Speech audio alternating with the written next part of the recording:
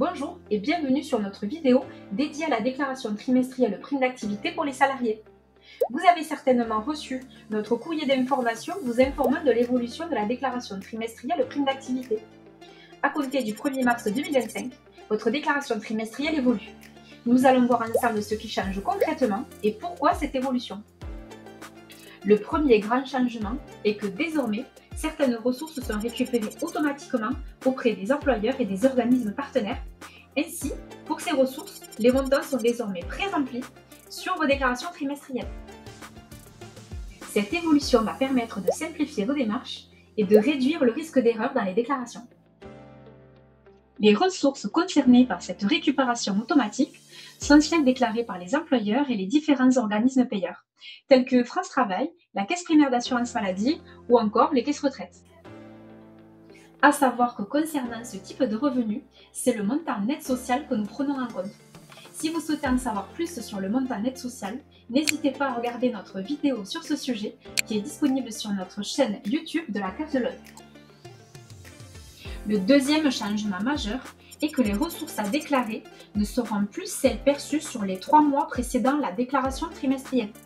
En effet, jusqu'à présent, vous deviez déclarer vos ressources des 3 derniers mois, soit par exemple en mars, les ressources perçues sur les mois de décembre, janvier, février.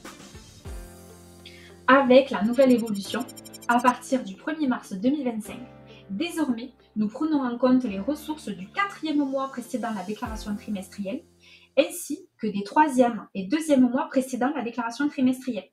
Par exemple, si vous devez effectuer votre déclaration trimestrielle en mars, seront affichés sur votre déclaration trimestrielle les montants nets sociaux des revenus perçus sur les mois de novembre, décembre et janvier. Il y a désormais un décalage sur les mois pris en compte. Puis en juin, les ressources indiquées sur votre déclaration trimestrielle concerneront les mois de février, mars et avril 2025. Ainsi, avec ces deux évolutions que nous venons de voir ensemble, lors de votre déclaration trimestrielle, vous devez désormais vérifier les montants des ressources pré-remplies, tels que les salaires, les indemnités journalières de la Caisse primaire d'assurance maladie, les indemnités chômage, les pensions retraite et pré-retraite, ou encore les pensions d'invalidité. Attention, les montants déclarés correspondent au montant net social et au montant dû sur le mois de versement de votre salaire par votre employeur. Ainsi, si par exemple vous avez travaillé en janvier et que sur le bulletin de salaire il est indiqué que le salaire est versé par votre employeur le 25 janvier, le montant qui apparaîtra sur la déclaration trimestrielle pour le mois de janvier sera le montant net social du mois travaillé en janvier, même si vous avez reçu le paiement de votre salaire du mois de janvier sur votre compte bancaire en février seulement. Et à contrario, si sur votre bulletin de salaire de janvier, il est indiqué que la date de versement par votre employeur est le 5 février par exemple, ce salaire apparaîtra sur le mois de février au niveau de la déclaration trimestrielle. Toutefois, si après avoir vérifié la ligne montant net social de votre bulletin de salaire ou de votre attestation de paiement, vous constatez une erreur dans les ressources pré-remplies, vous pouvez demander la correction de vos ressources en cliquant sur l'onglet « Signaler une erreur », puis vous n'aurez plus qu'à vous laisser guider. Attention! La demande de correction ne sera prise en compte que si vous fournissez le justificatif correspondant à votre demande, tel que le bulletin de salaire par exemple.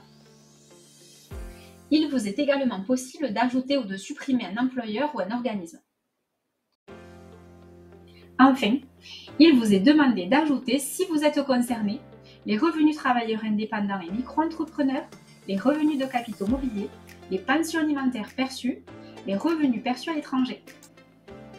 Une fois la déclaration finalisée, nous vous invitons à vérifier les montants et à valider la déclaration.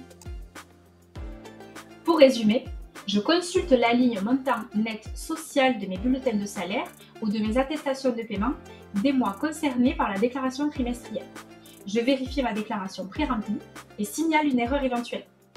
Dans le cas où j'ai d'autres ressources que mes salaires ou mes revenus de remplacement tels que le chômage ou les indemnités maladie par exemple, je complète ma déclaration par ces autres ressources.